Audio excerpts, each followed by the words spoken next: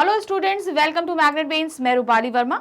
आज जो मैं आपके लिए लेकर आई हूँ वो है आपकी क्लास 12th की बुक आरोह भाग 2 का 5वां अध्याय सहर्ष स्वीकारा है के एमसीक्यूज। इस चैप्टर में जो कविता हमारे सामने आई है इसी के ऊपर हमारे एमसीक्यूज हैं। इस कविता के एमसीक्यू सॉल्व करने से पहले आप कवि परिचय, पाठ परिचय, कविता की व्याख्या, एनसीईआरटी सॉल्यूशंस यानी कि इसके प्रश्न उत्तर, इनके शब्द अर्थ या अगर कोई भी पाठ टिप्पणियां हैं तो उनको ज़रूर से ज़रूर पढ़ लीजिए, क्योंकि एमसीक्यूज कहीं से भी बन सकते हैं। और इस एमसीक्यूज को सॉल्व करने से पहले जब एक बार आप उसे पढ़ लेंगे तो इन एमसीक्यूज को सॉल्व करना आपके लिए बहुत ईजी हो जाएगा। चलिए शुरू करते हैं इनके एमसीक्यूज को सॉल्व करना। तो हमारे पास जो पहला प्रश्न आ रहा है उसके लिए हमारे सामने काव्यांश दिए गए हैं। काव्यांश आधारित एमसीक्यूज हैं। तो चलिए काव्यांश देखते हैं और फिर उसके एमसीक्यूज भी सॉल्व करते हैं। तो पहला काव्यांश क्या है? निम्नलिखित काव्यांश को पढ़कर पूछे गए बहुविकल्पीय प्रश्नों के सही उत्तर चुनिए।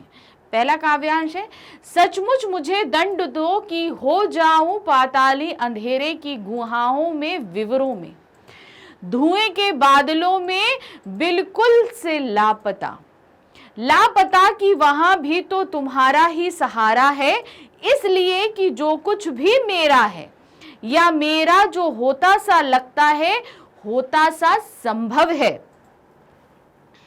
सभी वह तुम्हारे ही कारण के कार्यों का घेरा है, कार्यों का वैभव है।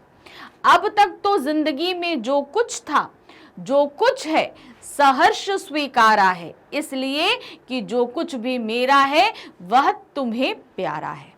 तो ये हमारा पहला काव्यांश है, हमारी कविता का एक भाग है और उसी पे आधारित अब हमारे पास प्रश्न है। तो उसी पर आधारित जो पहला प्रश्न आया है, कभी अंधकार का दंड भोगने के लिए कहाँ जाना चाहता है? कभी अंधकार का दंड भोगने के लिए कहाँ जाना चाहता है? काले बादलों में, धुएं के बादल में, पाताल लोक के अंधेरी गुफाओं में, या खा और गा दोनों ही विकल्प सही है। तो कहाँ जाना चाहता है कवि? यानी कि क्या हुआ, वो धुएं के बादल में और पाताल लोक के अंधेरी गुफाओं में जाना चाहता है। तो यहाँ पर खा और गा हमारा दोनों ही सही है। अब आते हैं प्रश्न संख्या 2 पे। क्या है? कवि अपने अस्तित्व का कारण किसे मानता है? जो उसका अस्तित्व है उसका कारण वो किसे मान रहा है? अपने प्रिय को, अपनी प्रेयसी को, ईश्वर को, उक्त में से कोई नहीं। तो यहाँ पर किसको मान रहा है? वो अपने प्रिय को, कि मतलब जिसको वो प्रिय है, जिसको प्रिय है उसी को वो सारा श्रेय दे रहा है अपने अस्तित्व का। अब है क्वेश्चन नंबर 3। क्वेश्चन नंबर 3 क्या है? इस काव्यांश के आधार पर मुक्तिबोध की काव्य शैली का मुख्य गुण क्या है? अब जो हम ये पढ़ रहे हैं इनकी शैली का मुख्य गुण हमारे सामने क्या आ रहा है? प्रतीक का प्रयोग किया गया है, उन्होंने फैंटेसी का प्रयोग किया है। मतलब फैंटेसी तो आप सभी जानते हैं कि जो सपने हम देखते हैं, बुनते हैं, उनका प्रयोग है। काल्पनिकता का है या ओजपूर्ण शब्दावली का है। तो आप यहाँ पर जो गजानन मुक्तिबोध की हमारे पास ये जो कविता है कि सहर्ष स्वीकारा है, इसमें जो इस काव्यांश को हमने पढ़ा उसमें फैंटेसी का प्रयोग किया गया है। यानी कि बहुत ही ज़्यादा सपनों को, चीज़ों को देखते हुए सारी चीज़ों का इस्तेमाल है इसमें। अब है क्वेश्चन नंबर 4। क्वेश्चन नंबर 4 क्या दिया गया है? कवि कहाँ लापता हो जाना चाहते हैं? दक्षिण ध्रुवी अंधकार अमावस्या में, पाताल लोक की अंधेरी गुफाओं में, धुएं के बादल में, या ममता के बादल में। तो कवि कहाँ गुम होना चाहते हैं? धुएं के बादल में गुम हो जाना चाहते हैं। अब है क्वेश्चन नंबर 5। क्या है? इस काव्यांश की भाषा में किस प्रकार के शब्दों की प्रधानता है? कैसे शब्दों का इस्तेमाल किया गया है? तत्सम, तद्भव, देशज या विदेशी शब्द, कैसे शब्द हैं? तो हम सभी देख रहे हैं यहाँ पर कि यहाँ पर तत्सम शब्दों का इस्तेमाल किया गया है। अब हमारे पास आता है हमारी काव्यांश संख्या 2। क्या है काव्यांश संख्या 2 हमारे पास? सचमुच मुझे दंड दो कि भूलूं मैं तुम्हें भूल जाने की, दक्षिणी ध्रुवी अंधकार अमावस्या, शरीर पर चेहरे पर अंतर में पालू में, झेलू में उसी में नहालू में, इसलिए कि तुमसे ही परिवेष्टित आच्छादित रहने का रमणीय यह उजेला अब सहा नहीं जाता, नहीं सहा जाता। ममता के बादल की मंडराती कोमलता भीतर पिराती है, कमजोर और अक्षम अब हो गई है आत्मा यह, छटपटाती छाती को वो भवितव्यता डराती है, बहलाती सहलाती आत्मीयता बर्दाश्त नहीं होती है। तो ये हमारा दूसरा काव्यांश था। अब इसी पे आधारित हमारे पास प्रश्न है। तो क्या है प्रश्न? कवि दंड क्यों पाना चाहता है? किस लिए वो दंड पाना चाह रहा है? पश्चाताप के लिए, गलती माफी के लिए, प्रिय के मुंह से मुक्ति पाने के लिए, आत्मा को बहलाने के लिए। तो वो दंड क्यों है कि वो प्रिय के मुंह से मुक्ति पाना चाहता है, और जब वो भूलेगा प्रिय को तो इसी के फलस्वरूप उसे दंड मिले, ये इसलिए पाना चाह रहा है। अब है प्रश्न संख्या 7 में, अपने प्रिय को भूलने के दंड की तुलना कवि किससे कर रहा है? जो अपने प्रिय को भूल जाए तो उसकी तुलना वो किससे कर रहा है? दक्षिणी ध्रुवी अंधकार अमावस्या से, कार्तिक अमावस्या से, काले बादल से, गहरी घटाओं से। तो उसने क्या बोला है? दक्षिणी ध्रुवी अंधकार अमावस्या से। कैसा? जैसे दक्षिणी ध्रुवी पे अंधकार अमावस्या पड़ती है, 6 महीने की जो रात पड़ती है, ऐसी अमावस्या भरी जो रात होती है, ऐसी उसको रात प्राप्त हो। अब है प्रश्न संख्या 8 पे। 8 में क्या है? दक्षिणी ध्रुवी अंधकार अमावस्या में कवि क्या करना चाहता है? उस अमावस्या में जाएगा तो वो करेगा क्या? डूबना चाहता है, तैरना चाहता है, नहाना चाहता है या डराना चाहता है? तो क्या करना चाहता है? वो उस अंधकार में नहाना चाहता है। क्वेश्चन नंबर 9 में क्या है? इस काव्यांश के अनुसार कवि से अब क्या नहीं सहा जाता? क्या चीज है जो वो सहन नहीं पा रहा है? प्रिय से दूरी, प्रिय से निकटता, प्रिय का व्यवहार या प्रिय की ममता। तो इस काव्यांश के आधार पर हम दे रहे हैं कि प्रिय से निकटता जो है वो अब उससे सही नहीं जाती, तभी तो वो बोल रहा है कि मैं भूलूं तुम्हें और भूलूं तो इसका मुझे दंड प्राप्त हो। तो यानी कि अब उससे क्या नहीं सहा जा रहा? प्रिय से निकटता उससे अब सही नहीं जा रही है। अब है प्रश्न संख्या 10। कवि के व्याकुल हृदय को कौन डराती है? क्या है जो उसका व्याकुल हृदय जो परेशान है, उसे क्या चीज जो है इतना डरा रही है? प्रेयसी का अनुराग, ममता का स्नेह, भविष्य की चिंता, प्रिय का ममतामयी रूप। तो यहाँ पर जो डरा रही है वो है उसे भविष्य की चिंता, कि आने वाला भविष्य कैसा होगा, इस बात की चिंता उसे डरा रही है। अब हमारे पास है काव्यांश संख्या हमारी 3। काव्यांश संख्या 3 में क्या दिया गया है? जिंदगी में जो कुछ है, जो भी है, सहर्ष स्वीकारा है, इसलिए कि जो कुछ भी मेरा है वह तुम्हें प्यारा है। गर्बीली गरीबी ये गंभीर अनुभव सब, यह विचार वैभव सब, दृढ़ता यह भीतर की सरिता यह अभिनव सब, मौलिक है इसलिए कि पल पल में जो कुछ भी जागृत है, अपलक है, संवेदन तुम्हारा है। तो ये हमारा तीसरा काव्यांश है। अब इसी तीसरे काव्यांश पे आधारित हमारे पास प्रश्न है। क्या है? कवि ने जीवन की हर स्थिति को किस रूप में स्वीकार किया है? जो उसके पास स्थितियां आ रही हैं वो किस रूप में उन्हें स्वीकार कर रहा है? विवशता से, भयभीत होकर, सहर्ष या उक्त सभी। तो यहाँ पर क्या है? उसने जितनी विषय कैसे किया है? सहर्ष स्वीकारा है। तो यहाँ पर सही क्या है हमारा? सहर्ष। अब है क्वेश्चन नंबर 12। क्वेश्चन नंबर 12 क्या है? कवि अपने जीवन के संघर्ष, अवसाद, आशा, निराशा, सुख दुख को सहर्ष स्वीकार करता है, क्योंकि उसके पीछे प्रेरणा के रूप में कौन है? प्रेरणा के रूप में कौन है? प्रेयसी है, पत्नी है, दिवंगत माँ है या अज्ञात है? तो देखिए इसमें जो हमारे सामने कविता प्रस्तुत करी गई है, सहर्ष स्वीकारा है, इसमें नहीं पता चलता उनके कविता से कि वो प्रेयसी के बारे में बात कर रहे हैं या माँ के बारे में। कभी लगता है कि वो प्रेयसी के बारे में बात कर रहे हैं, कभी लगता है कि माँ के बारे में बात कर रहे हैं। तो ये चीज पता नहीं चल रही कि किसके बारे में बात हो रहा है। तो यहाँ पर हम क्या देंगे कि अज्ञात है। क्यों? क्योंकि चीज समझ में ही नहीं आ रही कि वो किसके बारे में बात करें, और ना ही इस चीज को कहीं पे मेंशन किया गया है, ना का जो पाठ परिचय है उसमें ये चीज मेंशन है। तो यहाँ पर हम क्या देंगे कि अज्ञात है। जो प्रेरणा का जो रूप है उनके पास वो अज्ञात है। कौन है नहीं पता। अब है क्वेश्चन नंबर 13 में क्या है? काव्यांश के अनुसार कवि के लिए गरीबी क्या है? क्षोभजनक है, दुखदाई है, गर्वीली है या उक्त सभी है? तो यहां पर क्या है? गर्वीली है। तो उन्होंने बोला ना गर्वीली गरीबी, तो यहां पर क्या है? आपकी गर्वीली है, यानी कि गर्व करने लायक उनकी गरीबी है। अब है क्वेश्चन नंबर 14। गरीबी और संघर्षमयी जीवन से कवि को जीवन में क्या उपहार मिले हैं? क्या चीजें उसको उपहार स्वरूप में मिली है इस गरीबी से, इस संघर्षमय जीवन से?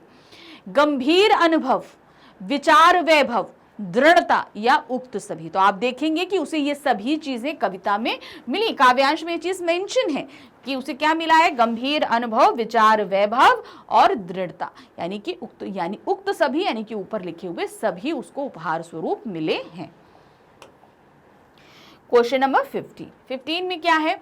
भीतर की सरिता, इस पंक्ति से कवि ने किस ओर संकेत किया है? भीतर की सरिता, इससे कवि क्या कहना चाह रहे हैं? बहती हुई नदी, सरिता तो हमें पता है कि नदी है, क्या हुआ? बहती हुई नदी है। हृदय के उतार चढ़ाव, हृदय के अंदर जो उतार चढ़ाव, कभी खुशी, कभी गम, कभी अच्छा नहीं लग रहा, कभी, तो वो उतार चढ़ावों के बारे में बात कर रहे हैं। मानसिक स्थिति के बारे में बात कर रहे हैं या हृदय में निहित भावनाओं की बात कर रहे हैं। तो यहाँ पर हृदय कहते हैं भीतर की सरिता से तात्पर्य है हृदय में निहित भावनाएं, मतलब उनके हृदय में कितनी भावनाएं छुपी हुई हैं वो उनकी तरफ बात कर रहे हैं। अब हमारे पास आ रहा है हमारा नेक्स्ट काव्यांश, काव्यांश नंबर 4। क्या है? जाने क्या रिश्ता है, जाने क्या नाता है, जितना भी उड़ेलता हूं भर भर फिर आता है। दिल में क्या झरना है, मीठे पानी का सोता है, भीतर वह ऊपर तुम, मतलब सोता भीतर है और ऊपर तुम हो। मुस्कुराता चांद जो धरती पर रात भर, मुझ पर त्यो तुम्हारा ही खिलता वह चेहरा है। अब इसी पर आधारित, इस काव्यांश पे आधारित हमारे पास प्रश्न है। क्या है? इस काव्यांश में कवि किसे परिभाषित करना चाह रहा है, किसको बताना चाह रहा है? प्रिय से संबंध, प्रकृति से संबंध, ईश्वर से संबंध या उक्त से संबंध, उक्त सभी से संबंध। तो यहाँ पर संबंध क्या? प्रिय से संबंध बता रहा है। जो कोई भी हो, उनका प्रिय कोई भी हो, उससे ये संबंध बताना वो चाह रहे हैं इस काव्यांश में। अब है प्रश्न संख्या 17 में क्या है? अपने प्रिय के प्रति कवि जितना अपने भावों की अभिव्यक्ति करते हैं उतना ही उनका हृदय पुनः भर आता है। इस पंक्ति से कवि का कौन सा भाव व्यक्त हो रहा है? मतलब वो सारे भावों को उड़ेल देते लेकिन फिर से वो भाव अंदर बढ़ाते। तो इस बात से हमें क्या, इस पंक्ति से हमें क्या पता चल रहा है? प्रिय के प्रति गहरी आसक्ति, मतलब उनका जो प्रिय है उससे वो बहुत ज्यादा प्यार करते हैं, बहुत ज्यादा लगाव है उनका। प्रिय के प्रति क्षोभ है, मतलब वो नहीं पसंद कर रहे हैं अपने प्रिय को। प्रिय के प्रति रोष है, यानी कि गुस्सा है वो।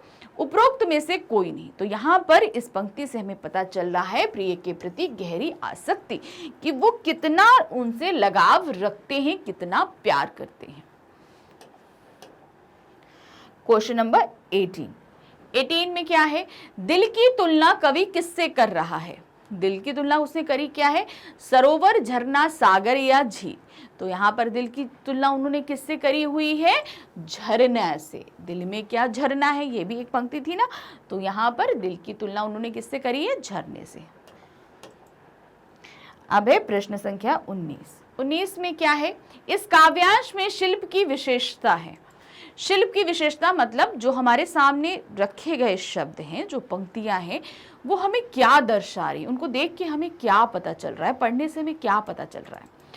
वो अलंकार विधान है, यानी कि उनमें अलंकारों का बहुत ज़्यादा इस्तेमाल किया गया है। अलंकार आप सभी जानते हैं क्या होता है, अलंकार शब्दों का इस्तेमाल किया गया है, उस दिन को सजाया गया है।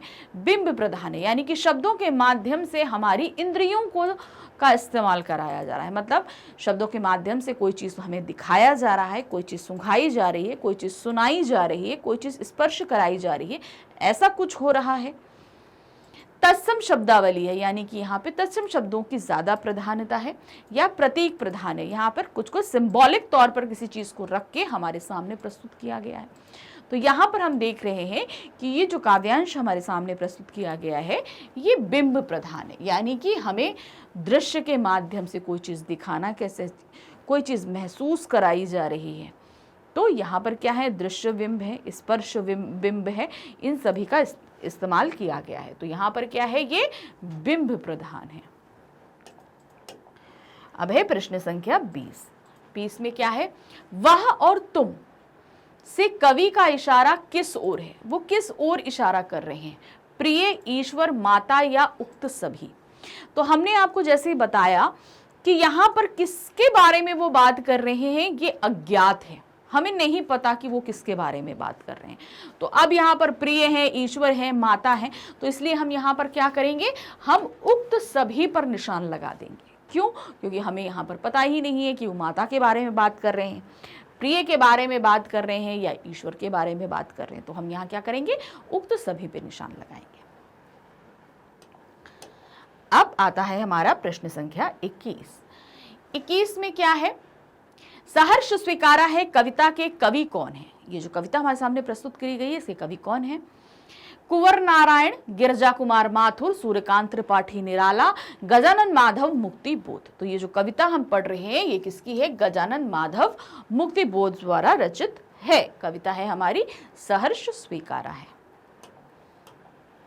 अब है क्वेश्चन नंबर 22 में क्या है, सहर्ष स्वीकारने का आश्रय क्या है। ये जो सहर्ष स्वीकारने का मतलब, इसका मतलब क्या होता है, सहज रूप से स्वीकार करना, मन से स्वीकार करना, खुशी खुशी स्वीकार करना, विवशता से स्वीकार करना। तो यहाँ पर सही क्या है, खुशी खुशी स्वीकार करना, किसी चीज को बहुत ही खुश होकर, मतलब हमें जो मिला है ठीक है, हम प्रसन्न हैं, हमने स्वीकार कर लिया। अब है क्वेश्चन नंबर 23 में क्या दिया है, अपने प्रिय की स्नेह की प्रगाढ़ता में रहने के कारण कवि की आत्मा कैसी हो रही है। यानी कि वो अपने प्रिय के टच में है, अब उनकी आत्मा अंदर से कैसी हो गई है, सशक्त हो गई है, भाव शून्य हो गई है, कमजोर और अक्षम हो गई है, पीड़ा से भरी हुई है। तो उनकी आत्मा कैसी हो गई है, कमजोर और अक्षम हो गई है। मतलब वो अंदर से, अब हमेशा कोई सपोर्ट करता रहेगा, हमारे अंदर कॉन्फिडेंस तो रहेगा नहीं, तो वही चीज उनके साथ में हो गई है।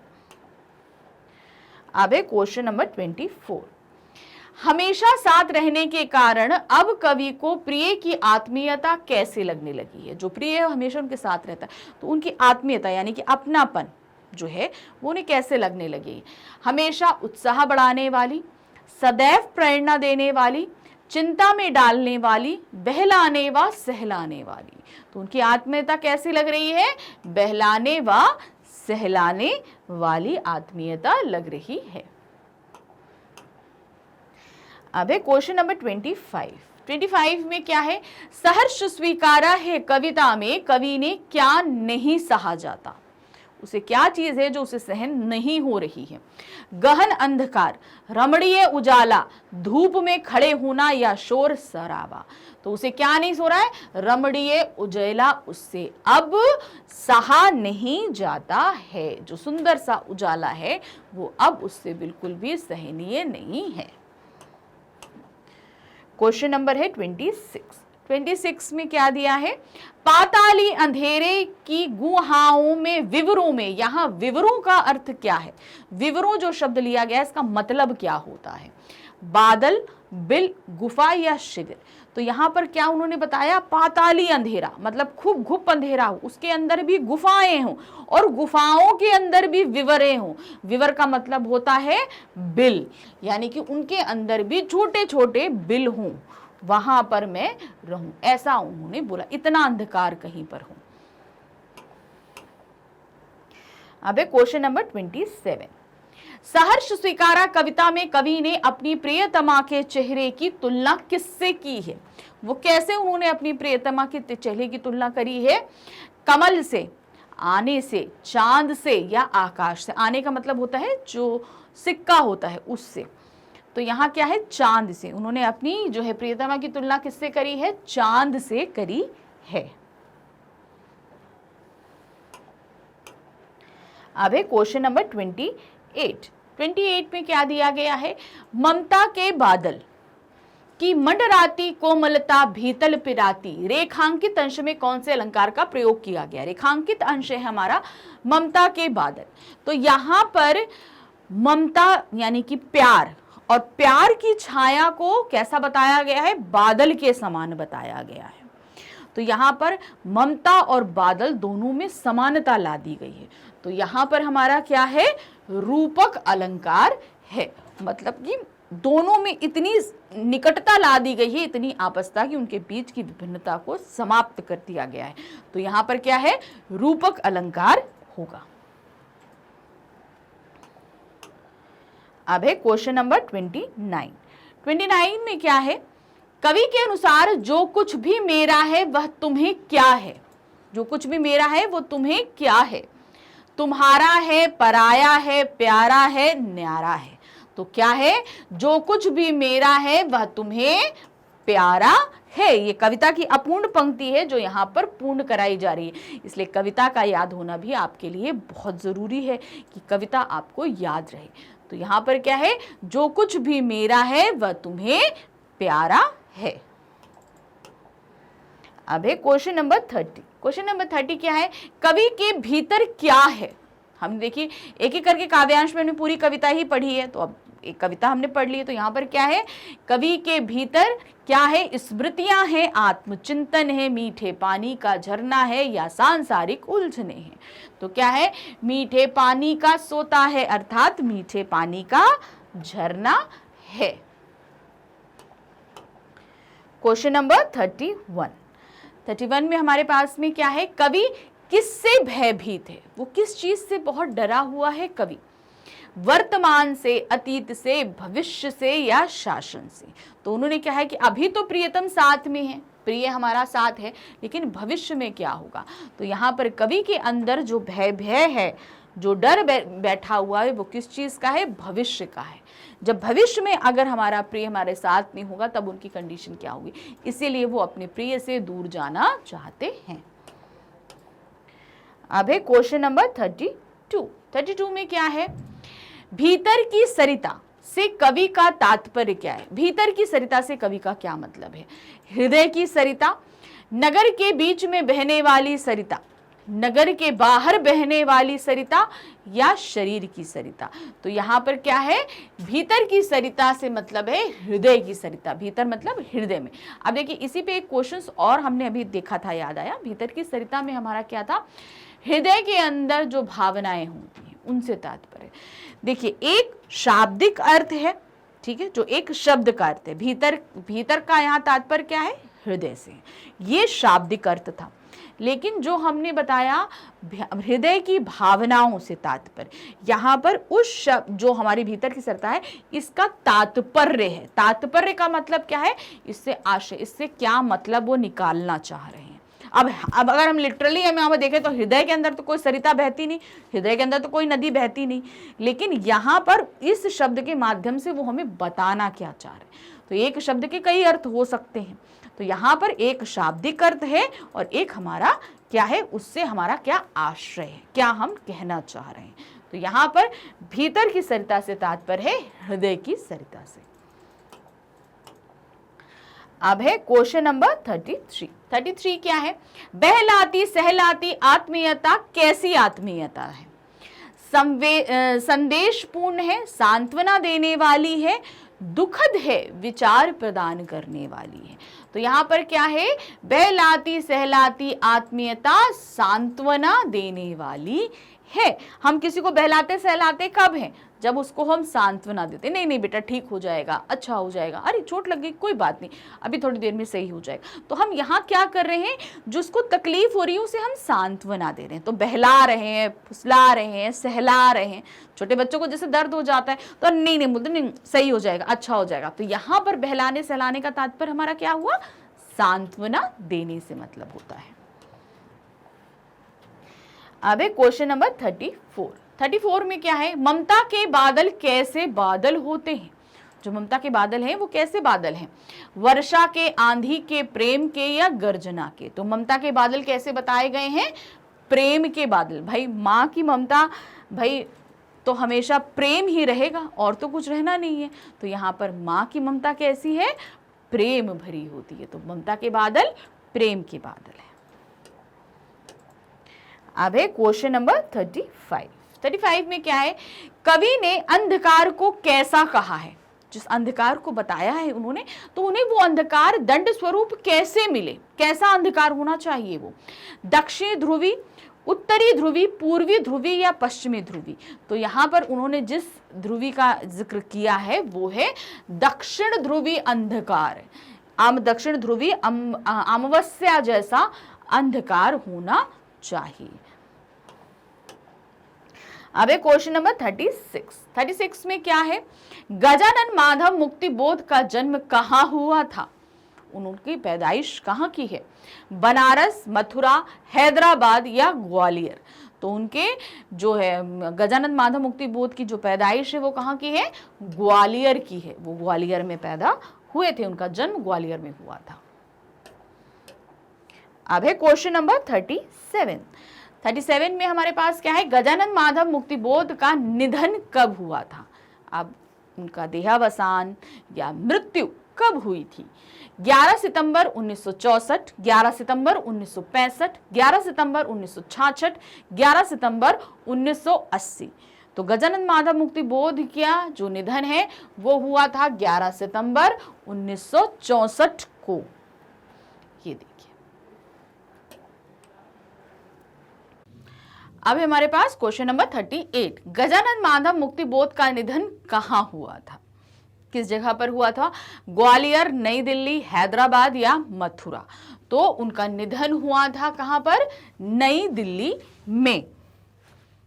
उनका निधन नई दिल्ली में हुआ था। अब है क्वेश्चन नंबर 39 में क्या दिया गया है, सहर्ष स्वीकारा है कविता के अनुसार ममता के बादल की मंडराती कोमलता कहाँ पिराती है। जो ममता के बादल है वो उनको दर्द दे रहे हैं, तकलीफ दे रहे हैं। तो वो तकलीफ कहाँ पर है उनके, बाहर, भीतर, बीच या सर्वत्र। तो वो जो तकलीफ है, वो जो पिरा रहा है, पिराने का मतलब क्या है, दर्द होना, वो कहाँ है, भीतर। भीतर मतलब अर्थात अंदर उनको बहुत ही तकलीफ देती है। अब है क्वेश्चन नंबर 40। क्वेश्चन नंबर 40 में क्या है, सहर्ष स्वीकारा है कविता में बहलाती सहलाती आत्मीयता क्या नहीं होती। जो बहलाती सहलाती आत्मीयता है वो क्या नहीं हो रही है, बर्दाश्त नहीं हो रही, फालतू है, जहरीली है या कम है। तो क्या नहीं हो रही है, वो अब बर्दाश्त नहीं हो रही, उनको बिल्कुल भी अब ये चीज बर्दाश्त नहीं हो रही है, जो बहलाती और सहलाती उनकी आत्मीयता है उनके प्रिय की। अब है क्वेश्चन नंबर 41 में क्या है, भीतर की सरिता का तात्पर्य क्या है। देखिए अब इसी पे एक प्रश्न और आया। अब यहाँ पर क्या है, मनोभावों, अशांति, क्रांति, जमीनी नदी। तो देखिए यहाँ पर एक ही शब्द के हमने कई अर्थ निकाले हैं। अब यहाँ पर देखिए भीतर की जो सरिता है उसका पहला अर्थ हमारा क्या निकला था, आपके अंदर की भावनाएं, हृदय की जो भावनाएं हैं। दूसरा शाब्दिक अर्थ था, यानी कि हृदय के अंदर की सरिता, हृदय की सरिता यानी हृदय दिल में जो सरिता बह रही है। अब यहाँ पर भीतर की सरिता का क्या तात्पर्य है, मनोभावों का। आप अगर ध्यान से देखेंगे तो तीनों ही चीजों का तात्पर्य एक ही है। भावनाएं कहाँ होती हैं? हमारे हृदय में होती है। मनोभाव, मन के अंदर के भाव, इसका विच्छेद करिए। मनोभाव का तात्पर्य क्या हुआ? मन के अंदर के भाव, तो वो भी क्या है? मन में, यानी कि हृदय में ही है। शाब्दिक अर्थ लेंगे तो हृदय की सरिता, हृदय के अंदर की नदी, हृदय की नदी। तो यहां पर अगर आप देख रहे हैं, एक ही शब्द को कितने तरीकों से पूछा जा सकता है, इसलिए आप शब्दों पर मत जाइए, उसका क्या मतलब निकल रहा है इस पर जरूर बल दीजिएगा। तो ये एक तरीका था हम समझाने का कि कैसे एक ही शब्द के अलग अलग चीजें अर्थ आ सकते हैं, और आप बिल्कुल भी कंफ्यूज नहीं होइएगा। तो यहां पर क्या है? भीतर की सरिता का मतलब है मनोभावों से तात्पर्य है यहां पर। अब है क्वेश्चन नंबर 42। 42 में क्या है? गजानन माधव मुक्तिबोध का जन्म कब हुआ था? कब हुआ था? 1981, 1933, 1920 या 1917? तो गजानन माधव मुक्तिबोध का जन्म हुआ था 1917 में। 1917 में कहां पर हुआ था? अभी हमने आपको प्रश्न बताया था, उनका जन्म हुआ था ग्वालियर में। अब है क्वेश्चन नंबर 43। 43 क्या है? सहर्ष स्वीकारा कविता कहां से संकलित की गई है? अब देखिए, गजानन माधव मुक्तिबोध ने बहुत सारी कविताएं लिखी। अब उनकी कविता बहुत सारी कविताएं हैं, तो भाई अलग अलग संग्रह बने होंगे। अब ये संग्रह, जो कविता हमारे सामने आई है, ये किस संग्रह से ली गई? क्योंकि हर संग्रह का अलग अलग नाम होगा। तो ये संग्रह किस संग्रह से हमारे पास आई है? चांद का मुंह टेढ़ा, भूरी भूरी खाक धूल, काट का सपना, नई कविता का आत्मसंघर्ष। तो यहाँ पे ये जो कविता हमारे सामने आई है, ये जो ली गई है संग्रह, उस संग्रह का नाम है भूरी भूरी खाक धूल। संग्रह से हमारे सामने रखी गई है। अब है क्वेश्चन नंबर 44। क्वेश्चन नंबर 44 में क्या है? जो कुछ भी जागृत है, अपलक है, संवेदन तुम्हारा है, में से तत्सम शब्द बताइए। अब ये पूरी पंक्ति है, इसमें हमें तत्सम शब्द बताने हैं। तत्सम शब्द आपको पता है कि क्या होते हैं। तो यहां पर क्या है? जागृत, संवेदन, कुछ भी, तुम्हारा भी, है कुछ। तो यहां पर जो तत्सम शब्द है वो क्या है? जागृत संवेदन, ये हमारा तत्सम शब्द होगा। ये देखिए, अब आ रहे हैं क्वेश्चन नंबर 45 पे। 45 में क्या है? सहर्ष स्वीकारा है कविता में कवि की आत्मा कैसी हो गई है? कवि की आत्मा पे कैसी हुई है? सक्षम है, दृढ़ है, संवेदनशील है या निडर है? तो उनकी आत्मा कैसी हुई है? संवेदनशील है उनकी आत्मा। अब है क्वेश्चन नंबर 46। 46 में क्या है? पाताली अंधेरे की गुहाओं में, यहां गुहा शब्द का क्या तात्पर्य? गुहा जो शब्द लिया गया है, इसका मतलब क्या होता है? घर, गुफा, पहाड़ या खेत? यहाँ पे गुहा शब्द का तात्पर्य है गुफा से। गुफा मीन्स केव। केव होती है ना, अंदर तो गहरी होती है, तो वो उनसे तात्पर्य होता है। अब है क्वेश्चन नंबर 47। 47 में क्या है? परिवेष्टित। परिवेष्टित शब्द का क्या अर्थ है? परिवेष्टित शब्द लिया गया, इसका क्या मतलब है? परिवेश, परिवार, परिजन, चारों ओर से घिरा हुआ। तो परिवेष्टित शब्द का तात्पर्य होता है चारों ओर से घिरा हुआ, हर तरफ से घिरा हुआ हो, तो उसको बोलते हैं परिवेष्टित। Question number 48। 48 क्या है? आच्छादित शब्द का क्या अर्थ है? पूरी तरह से ढका, अच्छा, बुरा, अच्छा काम। तो आच्छादित मतलब क्या है? पूरी तरह से ढका हुआ। ये देखिए, अब आते हैं क्वेश्चन नंबर 49 पे। 49 में क्या है?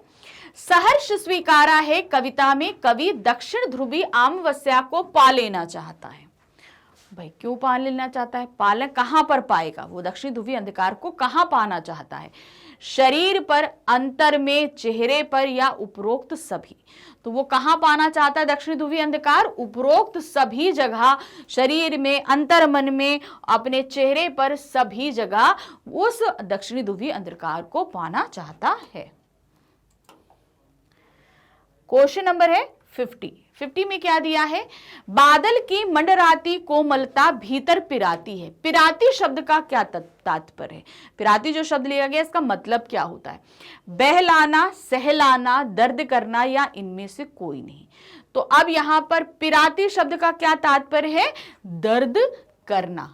अब देखिए यहां पर दर्द करना, पीड़ा होना, असहनीय दर्द, इन सभी का एक ही तात्पर्य होगा। आपको मतलब क्या है? पेनफुल, जिसको हम बोलते हैं पिराती, यानी कि पेनफुल है। तो आपको मीनिंग समझ में आना चाहिए। अब इसके हिंदी में कई सारे अर्थ हो सकते हैं, तो कुछ भी आए तो आपको उसके हिसाब से ही दर्द करना। पिराती का मतलब क्या हुआ? दर्द करना, पेनफुल।